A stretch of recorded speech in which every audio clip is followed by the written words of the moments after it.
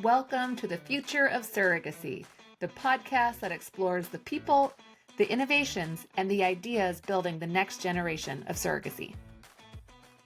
Okay, so today we are joined by Karen Estrada, who is one of the driving forces behind Gestacy, which is an international surrogacy agency that bridges the US and Mexico. Karen brings a really rare blend of professional and personal expertise to her work because before she entered the surrogacy world, she built her career as a lawyer at one of the big four firms and later at a global company that specialized in taxation and transfer pricing. And now she's in surrogacy. So that is a jump. But that legal and international background means that she knows all about compliance and risk management and cross-border operations inside and out. And so those are the skills that she has brought to Gestacy that have become the cornerstones of Gestacy's reputation for integrity and high standards. I should say that Karen's connection to this work isn't just professional, it's deeply personal, like so many of the people that are in surrogacy.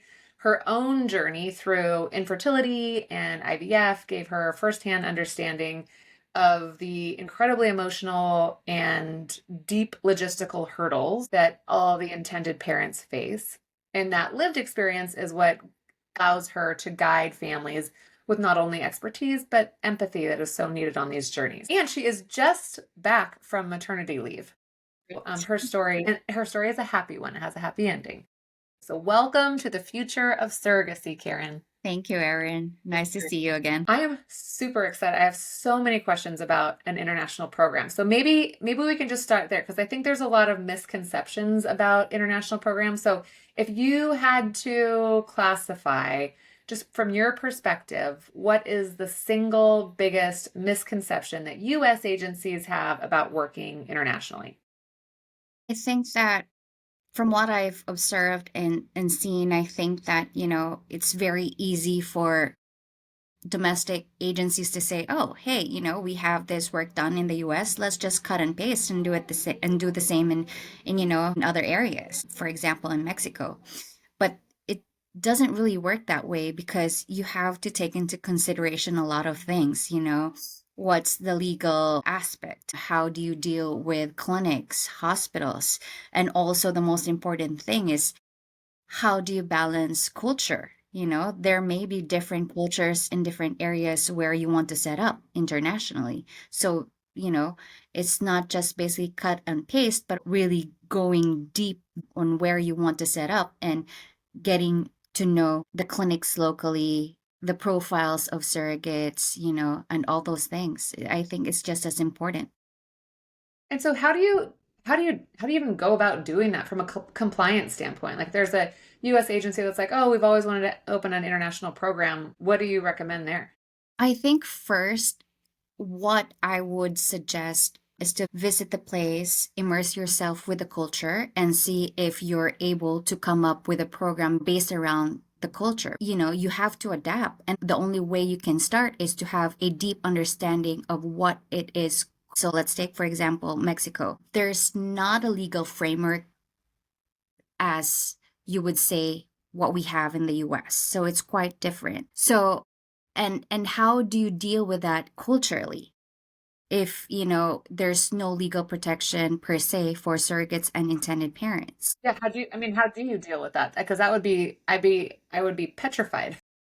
Yeah, so we've immersed ourselves within the local scene. So we have people also working for us in the Mexican program inside. So we have insights. We've taken the time to get to know the surrogates that we have in Mexico. We vet the clinics that we work with. I think those are the things that are very important to start a journey or a process outside of the US. Yeah, I think so much of it hinges around trust.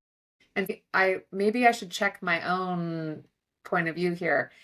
Is it safe to assume that if I'm a US agency owner opening up a program in Mexico, I'm most likely doing that because we can ease some of the financial burden? Is that why somebody would move to a program in Mexico? Or is it because there's an entire market that we can expand into? Yeah, I think that there is a market. There is a market. But what is exactly the objective here? is the market for intended parents that have, a specific budget. You cater to a specific budget. But then you have to realize if you have a specific budget in mind going to a country such as Mexico, you have to take also into consideration that, the medical support there is not going to be as top notch as you would receive if you have the journey in the US. So something has got to give. So you have to balance those aspects and you have to be transparent with intended parents with regards to expectations from step one until the end.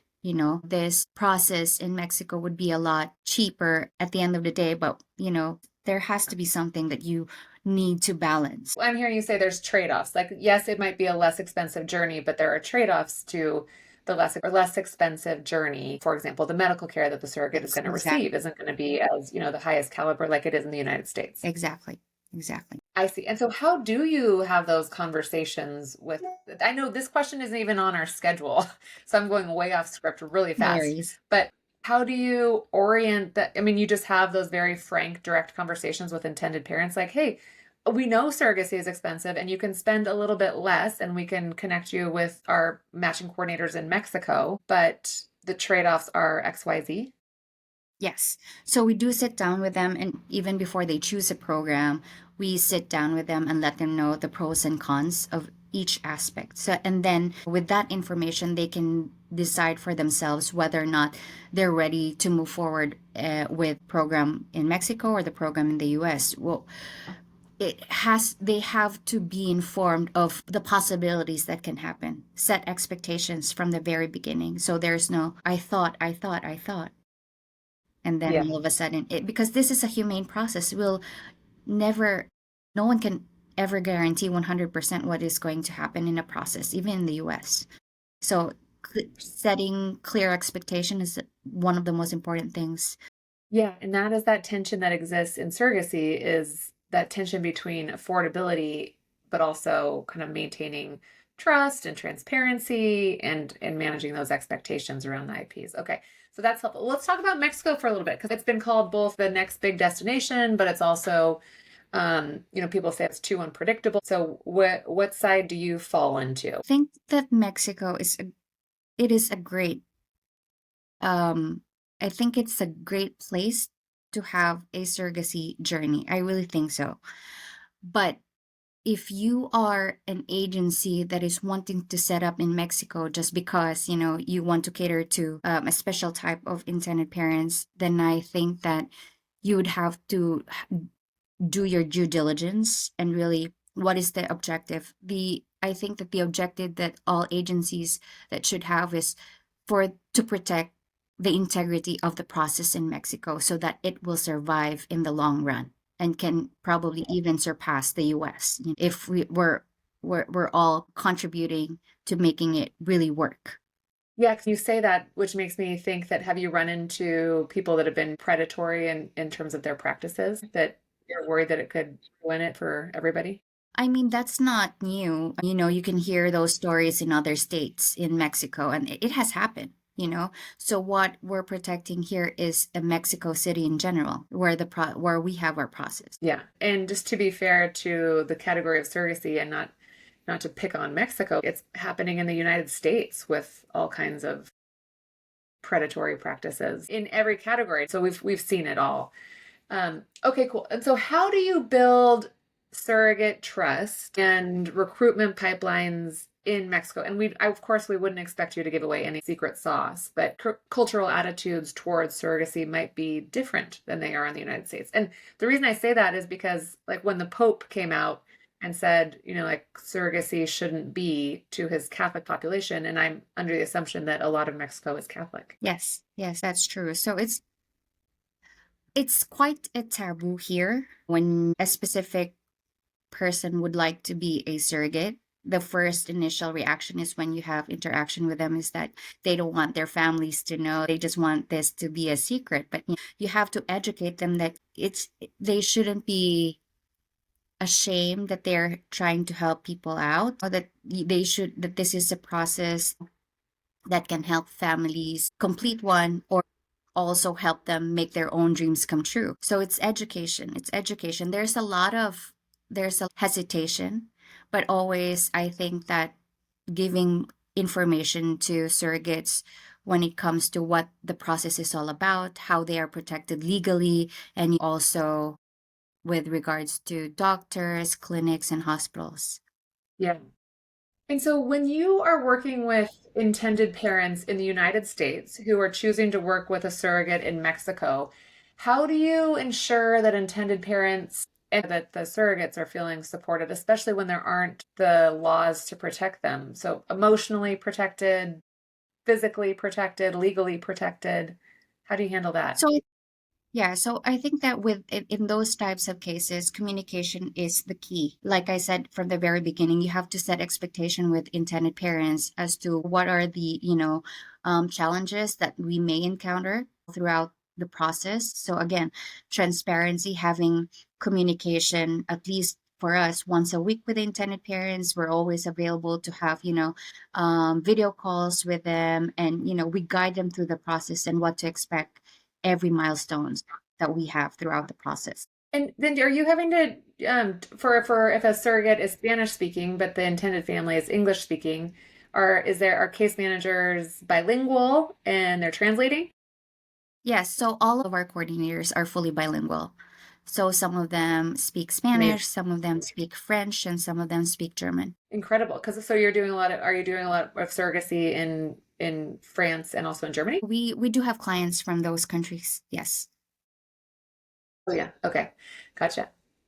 Okay, so when if I was an intended parent, putting myself in an intended parent's shoes, and I went to an agency and I was like, I cannot afford the prices of surrogacy. And they said, well, we have a few different programs, and one of them is in Mexico, and it's a little bit less money, but you have these trade-offs.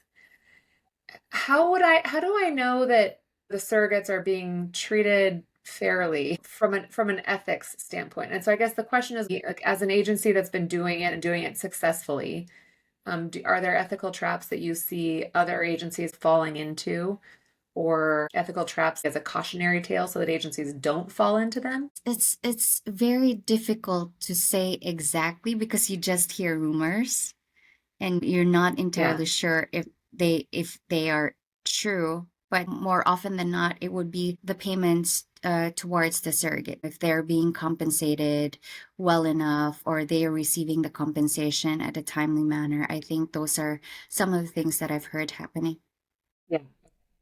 And I can see that happening, which is a shame because especially for people, where it can be where surrogacy can be a win-win when the surrogates want to do it and they're compensated fairly for it. And like that, it's like the beauty of surrogacy. I hate to see that being chipped away at by some of the predatory or unethical people in the world.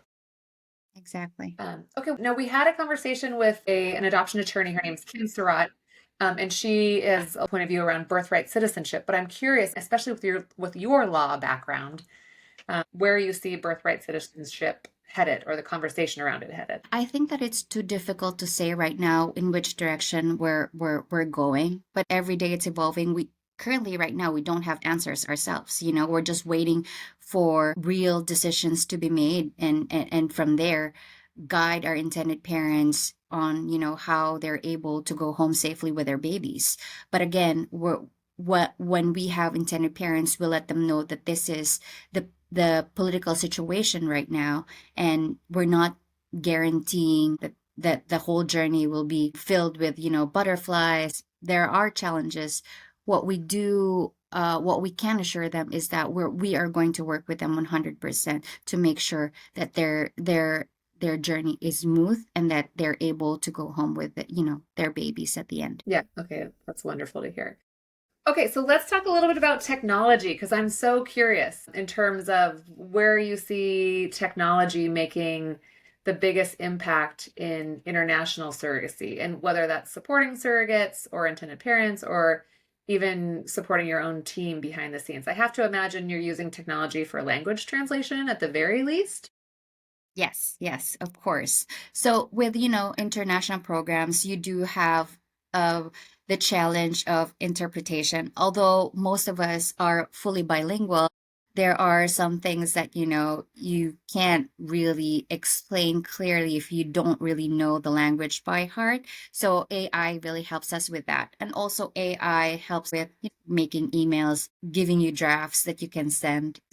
It saves us hours of work. So, when we had the demonstration, I was really excited when I was talking to an AI. It like, Oh, you're talking about the I, demonstration for Riley? yes, it had an Yeah. impact on Yeah. me because I really thought I was speaking to someone real, and I did not have any No. hesitations with regards to asking some questions that I may think might be awkward if I know that I'm talking to a real person.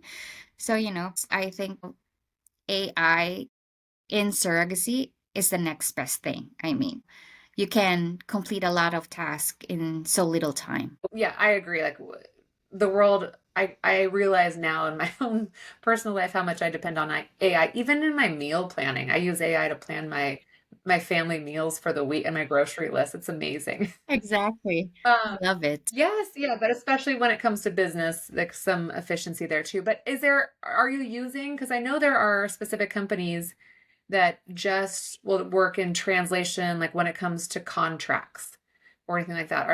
Are you all doing that in-house?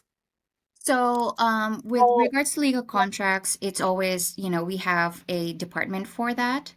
oh, okay. So we don't use AI for that. We mostly use AI for like, translation when, something is not clear with any information or information that we want to send out in another language. So that's where we usually use AI. Yeah. Okay. And remind everybody, all the listeners, about how many journeys are you doing in a year? Just to get in that are international. So, from 2017 until today, we have had around 162 deliveries already. All international. That's incredible. So 90% of our clients are all international. And do you see yourself expanding even more internationally because you feel like now you have kind of the playbook for how to do it? Or are you doubling down in particular countries where you've had success? How do you see expansion happening for Gestacy? I think for Justicy, my bosses are always exploring where we can have a safe process. I'm not entirely sure in what places, but I'm sure they're exploring somewhere else. Okay, two more questions for you. The first one is if you were at a round table with a bunch of surrogacy agency owners, and some of them were like, gosh, we were really getting pressure to go international so they could stay competitive. Because I know, I mean, we talk to so many agencies all the time now, and it's trying to find qualified surrogates feels like the one of the hardest pieces of this entire puzzle. And so obviously going international expands the pool of potential qualified surrogates. But how to go, where to go. I'm just curious what your advice would be to a agency owner that was thinking about moving their program internationally. So I think they'd have to think about where exactly they want, explore that place, culturally immerse yourself, get to know the people, the habits, what are the medical process there, the hospitals, and then make your due diligence and think about what is it you want in the long term and not just for specific intended parents you want right now. It has to be for the long term. What do you mean by that when you say the long term? It feels Yeah, so setting up your agency with integrity, treating your intended parents and surrogate with respect, clarity, transparency, explain to them the pros and cons, and let them decide whether this is something that they can handle. Because, like I said, from my experience, the thought of whether or not I can have a baby at the end, it's so personal. So intended parents and surrogates should be informed about everything, every step, and the agencies should be clear with expectations and processes. And from there, I think that if all agencies can build an agency where this is prioritized, then that program in that country could flourish for everyone. And then all families will have the opportunity to have the baby in the end. Okay, then we just have one more question. Yeah. So I call this last question the magic wand. And if you could change any one thing in surrogacy, what is the thing that you would change first? That's a hard question because you want to change a lot of things.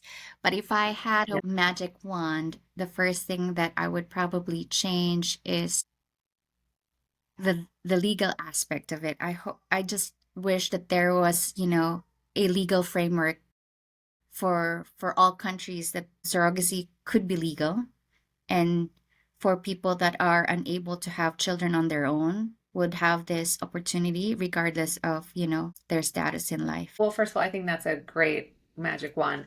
I'm curious about this because for the fact that surrogacy is illegal, and I'm not trying to equate a baby to a kidney, but when you think about an organ donor, like I have something that belongs to my body that I want to give to somebody else. I wonder if anybody in surrogacy has ever pursued the case law around organ donorship to surrogacy in terms of a framework, yeah, for making it legal everywhere.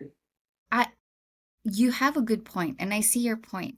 I just don't think that it's seen that way because Yeah, it's a baby, it not a kidney. exactly. Yeah. But I see the logic. I see the logic there. Yeah, yeah. Case law is like I think the coolest thing in the world. Are there people that are advocating for that internationally? Because I know that there's different groups like the Quad A in the United States is really active in terms of legislation around surrogacy, but is there like an international board doing anything that you know about? Yes, No. we'll find out at Seeds this year. Yeah. Are you Yeah, going? okay. Yes. Perfect. Yeah, we're going to be at ASRM and at Seeds this year, which I'm really excited about. Perfect. So I'll see you at Seeds. Yes. Okay. It'll be fun. Yeah. And I'm going to try to do some live podcasts with people that are there. So it'll be really fun. Perfect.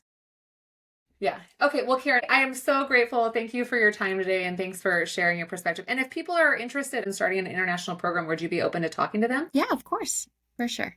Okay, great. Yeah. So we'll link all your contact information in the show notes. But it is a joy to talk to you. And thank you for doing what you're doing and give your baby a snuggle for us. Thank you so much, Erin. Have a great day. Thanks so much for listening to The Future of Surrogacy. If you liked today's episode, send it to a friend or a colleague that should hear it. And be sure to follow us on Instagram and LinkedIn to keep up with new episodes and behind-the-scenes updates. And if there's a topic you want us to cover or someone you think we should talk to, reach out. We'd love to hear from you. We'll see you next time.